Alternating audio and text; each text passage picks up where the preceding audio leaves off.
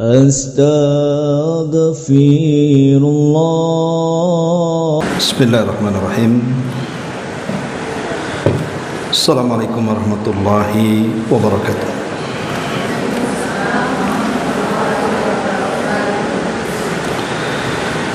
Alhamdulillah wassalatu wassalamu ala Rasulillah wa ala alihi wa sahbihi wa mawalah wa la hawla wa la quwata illa billahi wa ba'du.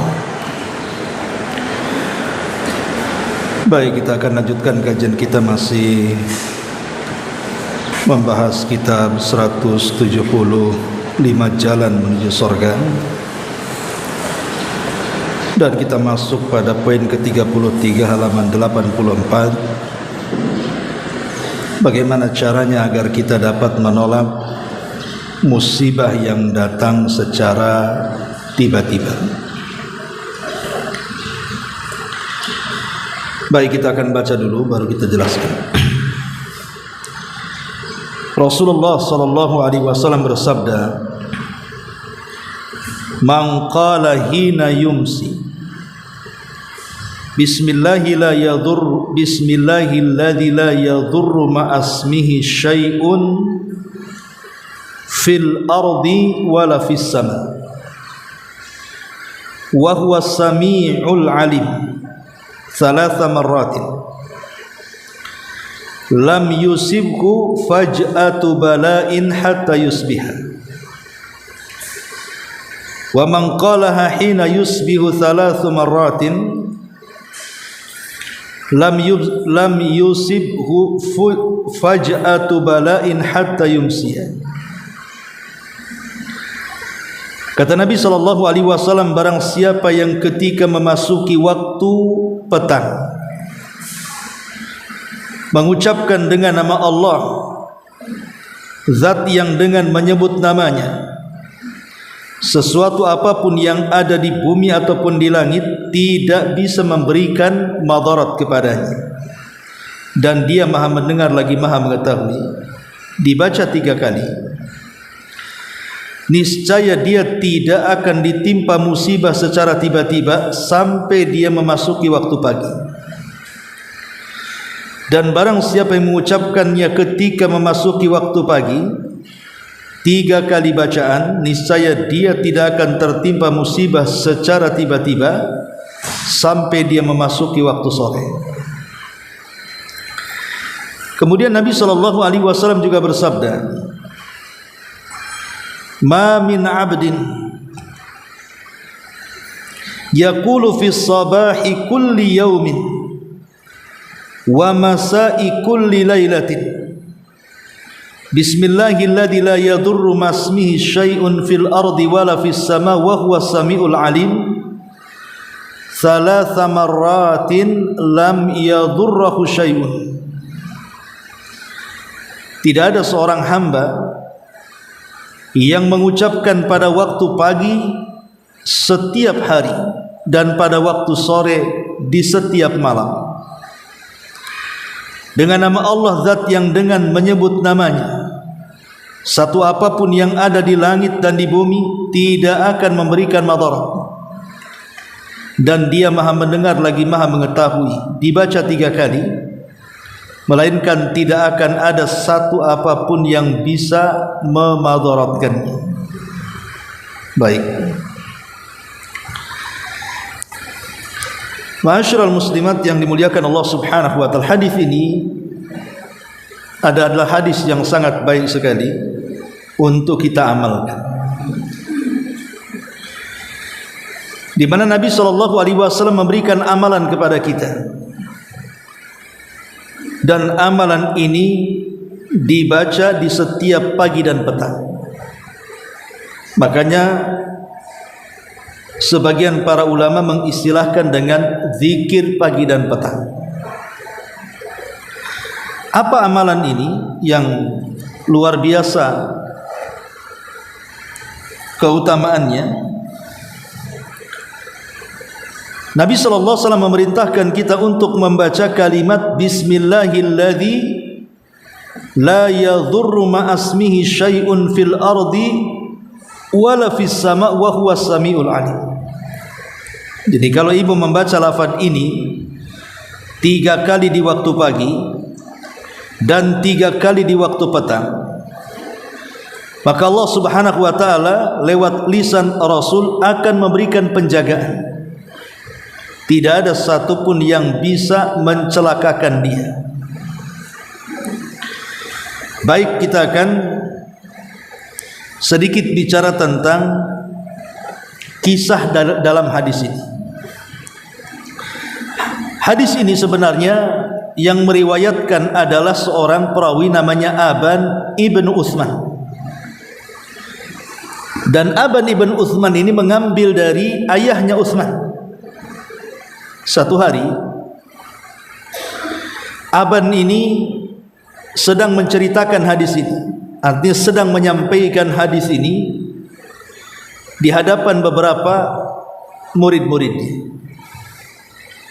Bahwa dia menceritakan, bapakku menceritakan, siapa yang membaca lafaz yang tertera dalam hadis ini, bismillahi la yadurruhu ma'asmi syai'un fil ardi wala fis sama wa huwas samiul alim, maka tidak ada yang bisa mencelakakan dia.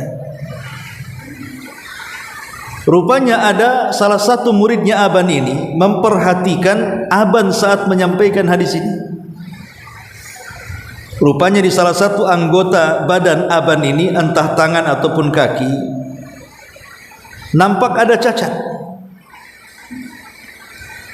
berupa stroke, entah sebagian tangannya tidak bisa digerakkan atau kakinya tidak bisa dilangkahkan. Pokoknya ada stroke ringan di badannya itu.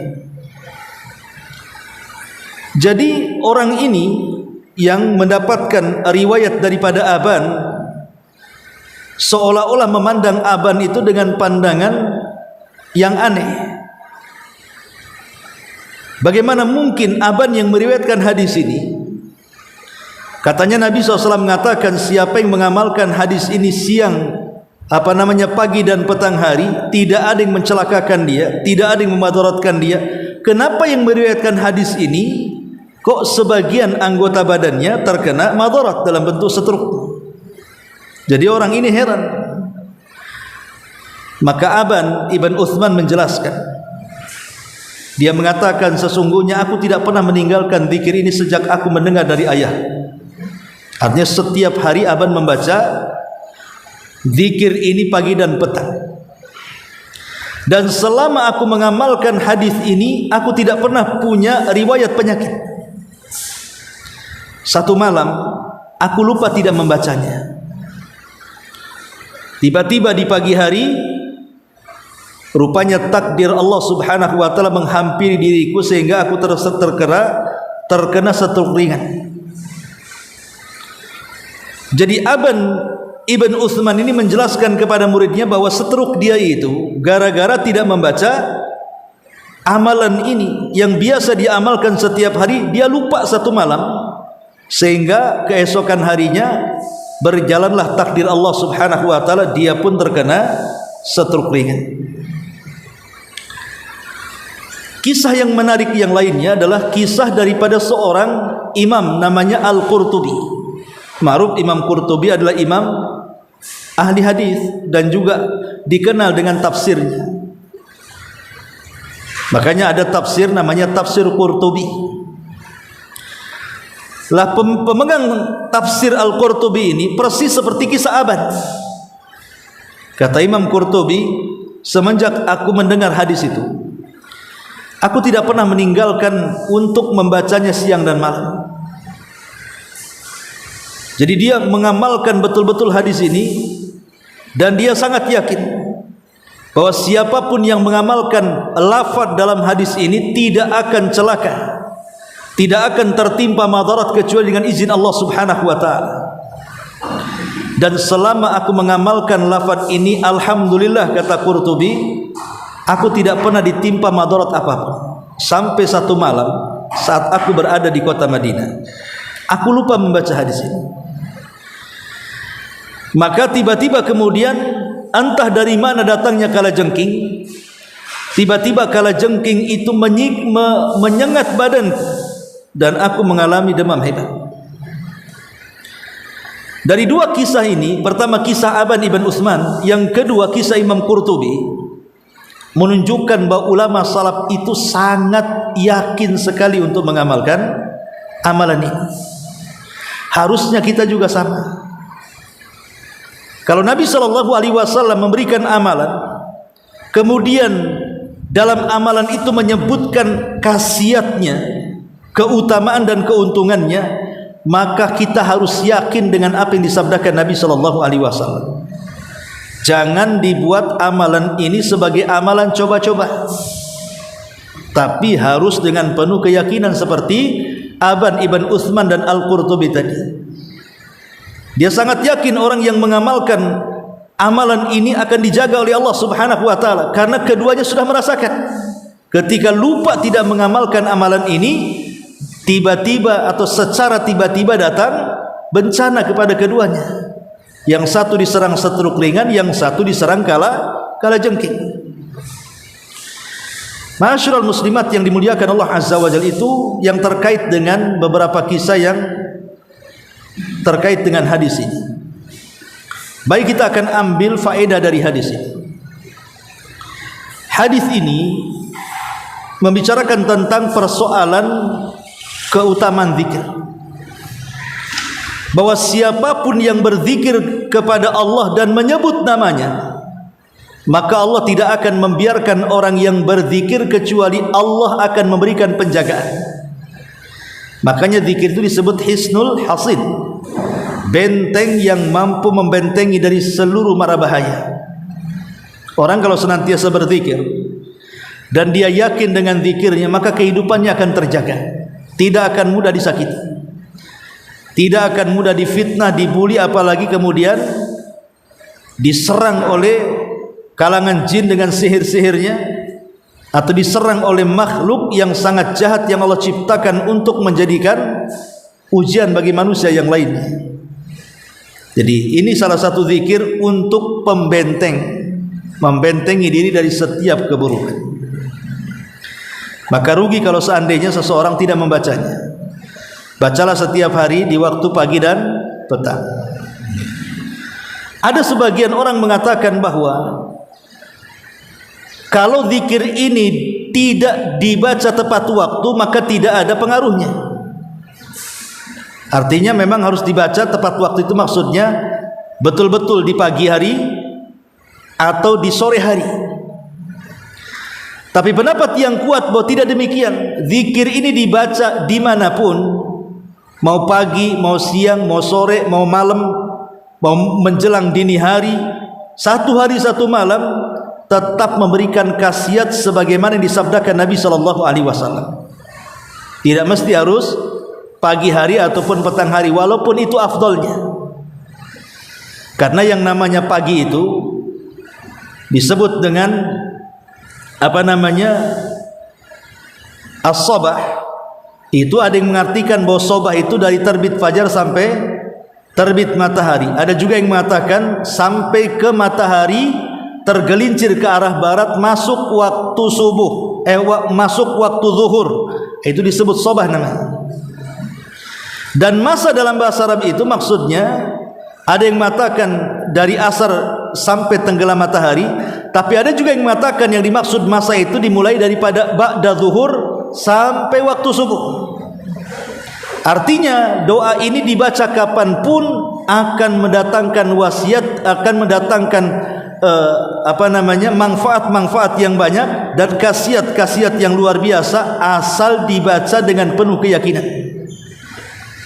Karena Nabi SAW tidak mungkin bicara sesuatu yang tidak ada faedahnya. Ya. Ma'asyiral muslimat yang dimuliakan Allah Subhanahu wa taala. Kemudian juga di antara faedah hadis ini, yang namanya manusia itu, Bu, saya, ibu atau siapapun, dalam satu hari itu kan tidak akan ada yang tahu apakah dia akan mendapatkan kecelakaan di hari itu atau tidak. Orang yang tabrakan di jalan, apa dia tahu ketika dia keluar dia akan tabrakan? Kan tidak tahu. Orang yang kemudian jatuh sampai kemudian koma, Apakah dia tahu bahwa dia keluar rumah akan jatuh? Tidak ada yang tahu. Musibah itu terkadang datang tiba-tiba, terkadang datang spontan, terkadang enggak percaya ketika datangnya musibah itu. Lah Nabi SAW mengatakan bahwa karena musibah terkadang datang secara tiba-tiba mengagetkan kita semuanya, bahkan bisa mengancam badan dan juga nyawa serta raga, maka sebaiknya sebelum bala secara tiba-tiba itu datang kepada kita, cegatlah bala itu. Dengan cara apa? Dengan cara membaca zikir ini di waktu pagi dan petang, gitu maksudnya. Karena zikir ini kalau dibaca di waktu pagi dan petang, maka 1 hari 1 malam Allah Subhanahu wa ta'ala akan jaga dari musibah yang datang secara tiba-tiba. Luar biasa ya. Hanya membaca Bismillahilladzi la yadhurruhu ma'asmihi syai'un fil ardi wala fis sama wa huwas samiul alim. Ma'asyiral muslimat yang dimuliakan Allah Azza wa Jalla, baik kita sedikit memahami kandungan maknanya. Pertama, Rasul mengatakan bismillahi. Ba dalam bismillah itu memiliki makna al-isti'anah, meminta pertolongan kepada Allah Subhanahu wa ta'ala. Jadi kalau kita membaca basmalah, hakikatnya kita sedang meminta pertolongan Allah, agar Allah menolong kita, agar Allah menjaga kita, agar Allah memelihara kita, agar Allah terlibat dalam urusan kita. Itu namanya bismillah. Dan itu bentuk tawasul dengan nama-nama Allah Subhanahu wa ta'ala. Dan ini tawasul yang disyariatkan. Tawasul menggunakan nama dan sifat. Dan tawasul itu sangat efektif untuk menghilangkan bahaya atau mencegah bahaya. Bismillahi alladzi la yadhurru, dengan menyebut nama Allah Subhanahu wa ta'ala, zat yang dengan menyebut namanya la yadhurru ma'asmihi syai'un fil ardi wala fis sama. Dengan nama Allah, zat yang dengan menyebut namanya, satu apapun yang ada di langit ataupun di bumi tidak mungkin datang memberikan madarat kepadanya. Lihat bahasa hadis ini, lafadznya la yadhurru ma'asmihi, tidak akan datang madarat itu ketika menyebut nama Allah Subhanahu wa ta'ala. Asal kita menyebut nama Allah Subhanahu wa ta'ala, meminta perlindungan kepada Allah agar kita dijaga dan dipelihara, maka yakinlah tidak akan ada musibah, penderitaan, madarat, bala yang sampai kepada kita. Kenapa? Karena yang namanya musibah itu memang didatangkan oleh Allah dan diangkat oleh Allah. Lah yang mendatangkan musibah siapa? Allah. Yang mengangkatnya Allah juga. Kalau kita menyertakan Allah untuk mengangkat musibah atau mencegah musibah, bukan mustahil Allah Subhanahu wa ta'ala akan menolong kita. Karena di banyak ayat dalam Al-Quran dan hadis-hadis Nabi SAW, tidak ada yang bisa menyingkap sebuah madarat kecuali Allah Subhanahu wa ta'ala. Amman yujibul mudtarra idza da'ahu wa yakshifus su.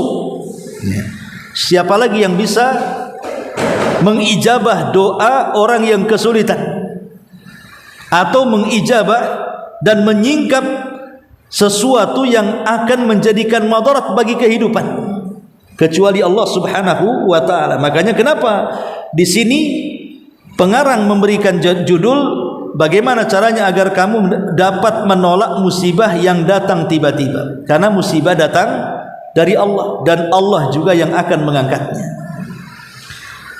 Maka kaidah di sini, siapapun yang melibatkan Allah untuk menghalau musibah dengan cara menyebut-nyebut namanya, maka Allah akan memberikan perlindungan dan tidak akan ada musibah yang menyentuhnya. Walaupun satu dunia sekalipun, baik jin ataupun manusianya, berkumpul untuk mencelakakan kita, memberikan madarat, kalau madarat itu belum ada kehendak dari Allah dan tidak dicatat di Lauhil Mahfuz, maka selamanya musibah itu tidak akan sampai kepada kita.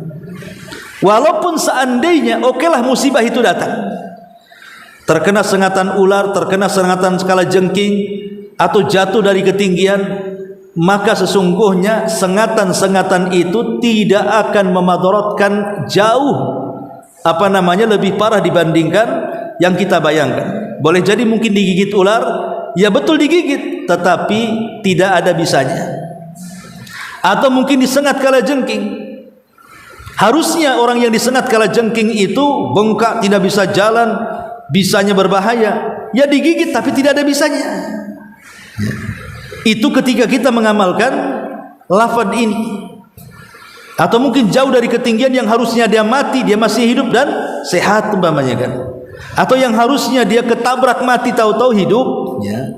Jadi itu maknanya la yadurru ma'asmihi syai'un, karena kita melibatkan Allah untuk memelihara dan menjaga kita, tidak akan memadaratkan bersama nama Allah. Jadi kalau Allah disertakan, maka ketahuilah keburukan yang ada di bumi, keburukan yang ada di langit tidak akan sampai kepada kita. Keburukan yang ada di bumi banyak, ya. Seperti binatang bisa saja berlaku buruk kepada kita. Bisa saja kemudian tumbuh-tumbuhan beracun dan begitu, buah-buahan yang beracun, atau mungkin dari kejahatan manusia, atau dari kejahatan jin yang hendak mengganggu kita. Maka selama kita membaca kalimat bismillahilladzi la yadurru ma'asmi syai'un fil ardi wala fis sama wa huwas samiul alim, tidak mungkin keburukan yang ada di bumi ini akan menyentuh kita. Begitu juga keburukan yang ada di langit. Entah kemudian hujan yang turun dari langit yang bisa menenggelamkan, mencelakakan orang celaka, kita tidak. Halilintar yang menyambar, orang kena sambaran halilintar, kita tidak. Atau angin yang membawa bebatuan ke langit kemudian dihempaskan lagi ke bumi, harusnya kena, kita selamat. Keburukan apapun sebutnya, maka hadis ini umum mencegah segala jenis keburukan, baik yang datang dari manusia, jin, binatang, hewan dan begitu seterusnya. Maka hadis ini bisa membentengi itu semuanya. Makanya saya katakan hadis ini sangat luar biasa. Dan saya yakin ibu duduk nyantai begini baca 100 kali hafal. Coba aja pulang dari pengajian sini, jangan balik dulu, ambil tiang satu-satu, baca 100 kali, pulang dah hafal tuh. Karena pendek kan. Bismillahilladzi la yadurru ma'asmi syai'un fil ardi wala fis sama wa huwa samiul alim. Baca tiap hari. Ini sangat bagus sekali. Dan dalam riwayat juga yang sama di sini, ma min abdin yaqulu fi sabahi kulli yaumin wa masa'i kulli lailatin. Tidaklah seorang hamba yang mengucapkan di waktu pagi atau di waktu sore dengan menyebut nama Allah, zat yang dengan menyebut namanya bismillahi la yadurru ma'asmihi syai'un fil ardi wala fis sama wa huwa samiul alim, zat yang dengan menyebut namanya sesuatu apapun yang di bumi ataupun di langit tidak bisa memberikan madarat 3 kali, lam yadurruhu syai'un, maka Allah akan memberikan jaminan dia tidak akan tersentuh madarat sedikit pun. Lihat bagaimana indahnya apa yang disabdakan Rasul ini, sebuah benteng. Harusnya kita semangat ini, kita mendapatkan amalan dari Nabi SAW sesederhana ini, tetapi bisa menjaga kita. Dan ini kalau bisa dibaca setiap hari, atau mungkin dibaca saat kita ini ragu-ragu, umpamanya ibu masak, contoh umpamanya, kemudian dicicipi karena masak pagi dimakan malam, udah agak basi-basi gitu ya. Ibu ragu-ragu, nanti kalau saya makan saya sakit perut nih. Nah, tapi enggak lah, saya kemarin enggak makan juga, saya makan juga enggak apa-apa. Ragu-ragu tuh antara membahayakan dan tidak kan Bu. Kalau ibu kekeh untuk memakannya, sebaiknya sebelum makan baca doa ini. Bismillahirrahmanirrahim, ma'asmihi syai'un fil ardi wala fis sama wa huwas samil alim. Makan, itu maksudnya, supaya ketika kita yakin dengan bacaan ini, di mana makanan yang kita makan itu tidak menimbulkan penyakit, entah mencret, entah apa gitu ya penyakitnya, Pokoknya yang ibu membuat ragu-ragu akan membahayakan, baca doa ini supaya yakin. Insya Allah tidak. Tapi memang betul-betul yang makanannya bisa dimakan. Kalau jelas-jelas baygon ya jangan diminum, walaupun baca ini tepati. Baygon, bismillahilladzi la yadurru ma'asmihi syai'un fil ardi wala fis samawati samiul alim, minum, selesailah Bu. Ya. Maksudnya di sini memang makanan yang layak dimakan, tetapi ragu-ragu karena mungkin sudah 1 hari 2 hari sudah basi dan begitu seterusnya. Atau mungkin ya ibu datang ke warung, makan di restoran, makan di mana sajalah kan gitu. Kan kita tidak tahu apakah yang memasak itu higienis atau tidak, bersih atau tidak, ya kan? Jangan-jangan masakan perindapan, pakai kaki, pakai tangan kan itu ya. Kita nggak tahu. Maka kalau ibu makan di restoran manapun, di warung mana, makanan manapun, kalau ibu takut ini tidak bersih, menimbulkan penyakit, baca doa ini. Nah, ini keuntungan amalan ini bisa kita amalkan di mana saja ibu makan sesuatu dan itu halal gitu, tapi dikhawatirkan ya tadi mungkin kurang bersih atau apa. Insya Allah kalau ibu yakin dengan apa yang disabdakan Nabi SAW bahwa kalau kita menyebut namanya tidak akan mendatangkan madarat sedikit pun, baca doa ini dengan penuh keyakinan, insya Allah tidak akan ada madarat yang datang secara tiba-tiba yang datang kepada kita, karena Nabi SAW sendiri yang mengatakan. Ma'asyiral muslimat yang dimuliakan Allah Subhanahu wa taala, di sini Nabi SAW mengatakan dibaca pagi dan petang. Kenapa dibaca pagi dan petang? Di antara faedahnya supaya kita tidak terputus mengingat Allah Subhanahu wa taala dan menyebut-nyebut namanya. Kalau pagi saja berarti sore tidak zikir nantinya. Kalau sore saja nanti pagi tak zikir. Maka supaya tidak terputus siang dan malam, makanya dibuatlah zikir pagi dan petang, supaya lisan kita itu basah dengan zikir dan tidak mudah didekati syaitan. Kemudian juga ala qadri imani dzakir wa khusyu'ihi wa huduri qalbihi ma'al ikhlasi wal yakin yakunu athara dzikri mutahaqqiqah. Jadi khasiat dzikir ini bisa betul-betul berkhasiat kepada kita, membuahkan hasil bagi yang membacanya. Itu disesuaikan dengan kadar keimanan, kadar kehusuan, kadar menghadirkan hati yang disertakan dengan ikhlas dan keyakinan. Jadi terkadang ada orang yang membaca doa ini habis makan mencret juga, berarti kan tidak ada pengaruhnya doa ini berarti. Atau membaca doa ini tiba-tiba terserang penyakit, berarti doa ini tidak manjur kan begitu.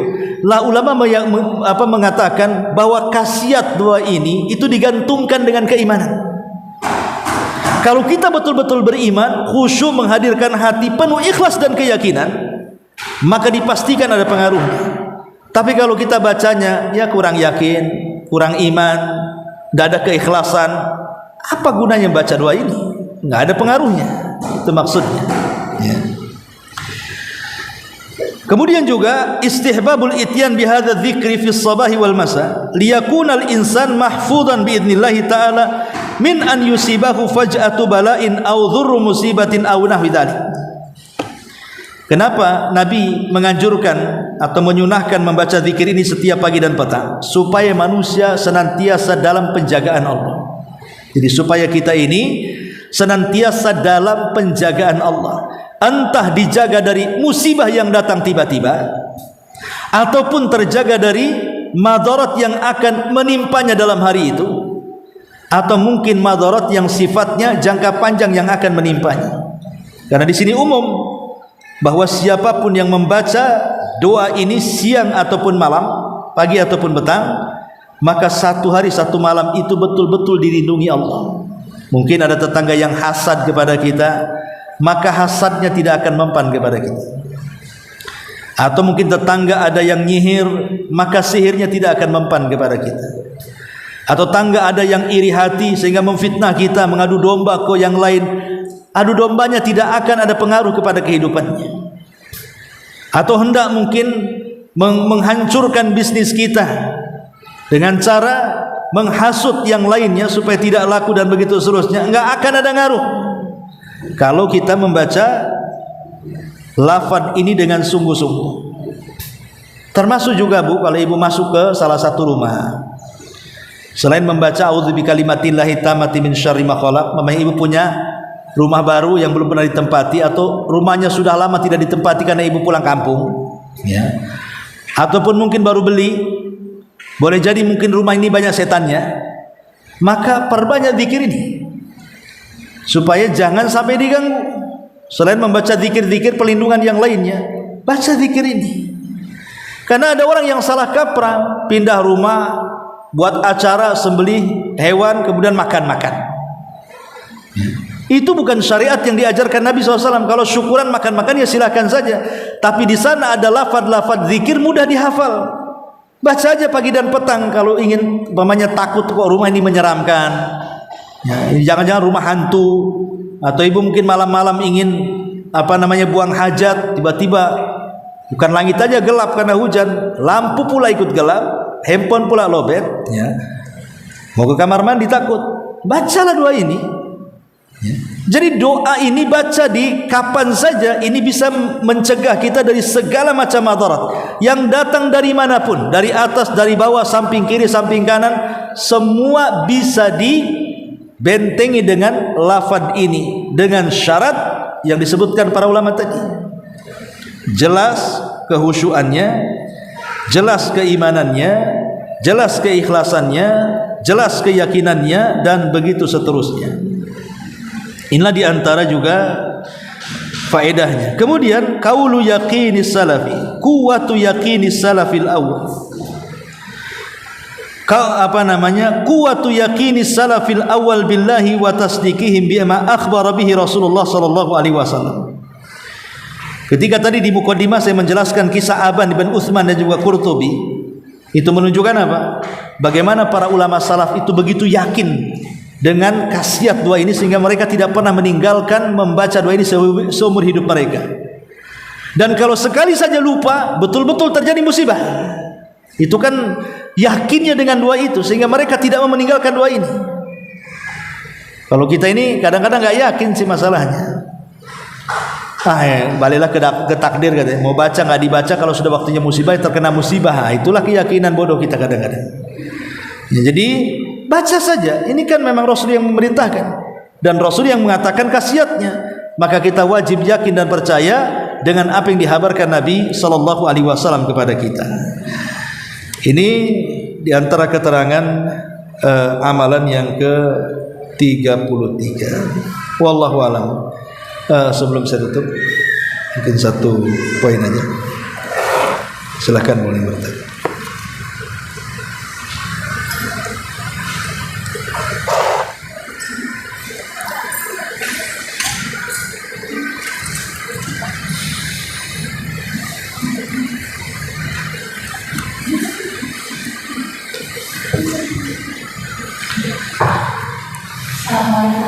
Waalaikumsalam. Alhamdulillah, masalah ini juga pernah Ustaz bahas di masjid dan bisa Ustaz sekalian sebelum. Jadi yang menanyakan Ustaz, tadi Ustaz ada berikan contoh ketika kita tahu bahwa makanan itu mengeluarkan seperti kita minum baygon, kalau kita baca itu kan tidak mungkin. Terus gimana ya Ustaz ketika kita jalan-jalan nih Ustaz, tiba-tiba kita makan siput ya, kita tahu Ustaz, kita tuh punya kolesterol tinggi, makan buah seperti minyak udang, apa boleh saat itu ketika ini alhamdulillah mengamalkan hadis tersebut, tapi kita tahu nih kalau makan ini akan membuat kolesterol naik terus, karena kita tahu tapi kita baca itu apa dibolehkan Ustaz? Bukan, sesuatu yang saya sudah jelaskan dari awal. Bismillah, alhamdulillah. Sesuatu yang jelas memadaratkan, bukan berarti akan hilang madaratnya dengan membaca doa ini. Seperti tadi racun, sudah jelas itu racun, memadaratkan badan kita. Walaupun dibaca 1000 kali tetap racun. Maksudnya yang sifatnya ini masih ragu-ragu ini enggak masalah makannya sebenarnya, cuman takut ragu-ragu, makanya baca doa ini. Sama dengan orang di jalan nampak ada razia tilang polisi, baca doa ini, mudah-mudahan polisi nggak nangkap saya, ketangkap loh razia. Baca 1000 kali pun tetap ketangkap. Ini kan ada jelas-jelas di depannya. Dan itu sama dengan membahayakan diri sendiri. Wala tulqu biaidikum ila tahluka. Jangan melemparkan diri dari kehancuran. Kalau sudah tahu ini beracun, jangan diminum, jangan dimakan. Sudah tahu ini memadaratkan, hindarkan. Itu maksudnya. Wallahu a'lam. Iyalah enggak. Ya boleh saja kalau umpamanya itu tidak belum teruji apakah makan ini akan naik kolesterolnya. Tapi kalau sudah teruji semuanya tetap juga dimakan, ya jangan salahkan kalau seandainya malah betul-betul memicu kolesterolnya, karena itu sama dengan membahayakan diri. Sudah tahu ini racun dimakan. Jadi bukan berarti membaca doa ini menetraliskan menghilangkan racun, tidak. Enggak ada hubungannya itu. Nah, cuman kalaupun seandainya mungkin ya bisa saja umpamanya kita makan sedikit dari makanan-makanan dan kita sudah mengamalkan hadis ini, boleh jadi mungkin udah makan ya, tapi mungkin yang harusnya kadar kolesterolnya tinggi ya tidak terlalu tinggi, atau kadar darah tingginya harusnya tinggi ya memang naik tapi tidak tinggi, tidak membahayakan, bisa saja khasiatnya ke situ. Tapi tidak menghilangkan 100% total menghilangkan gitu. Seperti yang dikatakan oleh para ulama, bukan berarti kemudian dia tidak terkena musibah, itu sama sekali tidak. Enggak, bukan itu maksudnya. Terkadang terkena musibah juga, mungkin dia tergigit ular ataupun kalajengking, tetapi boleh jadi kalajengking dan ularnya itu tidak berbisa. Mungkin ular berbisa tapi bisanya tidak mematikan. Itu maksudnya dia akan terlindungi dari madarat yang akan mencelakakannya. Wallahu a'lam. Ustaz, ini ada yang mau bertanya. Beliau biasa membaca sampai 10 kali tiap hari, Ustaz, untuk zikir ini. Boleh, nggak apa-apa. Hitungan 3 itu 3 kali itu kan minimalnya 3 kali. Karena doa zikir pagi dan petang itu kan banyak, Bu. Bukan hanya lafaz ini saja. Kalau banyak-banyak yang lain nggak kebaca gitu ya. Jadi minimal 3 kali kan itu, supaya kebaca semua. Tapi kalau mau diamalkan tanpa ada hitungan ya silahkan sambil bacain dari sini ke rumah mau 100 kali ya nggak apa-apa. Ya, karena itu kita zikir. Cuman kalau dilakukan dalam mengikuti hadis Nabi di waktu pagi dan petang, ya sebaiknya ikut tuntunan 3 kali ya 3 kali gitu ya. Tapi kalau mau dijadikan amalan zikir ya tidak masalah. Setelah 3 kali yang diperintahkan Rasul mamanya pagi hari ya, siang ingin baca lagi ya silakan saja. Tetapi niatnya zikir, dijadikan lafaz ini sebagai lafaz zikir. Wallahu a'lam. Ustaz, yang tadi Ustaz sampaikan bahwa zikir ini boleh dibaca kapan saja, tidak mesti pagi atau petang.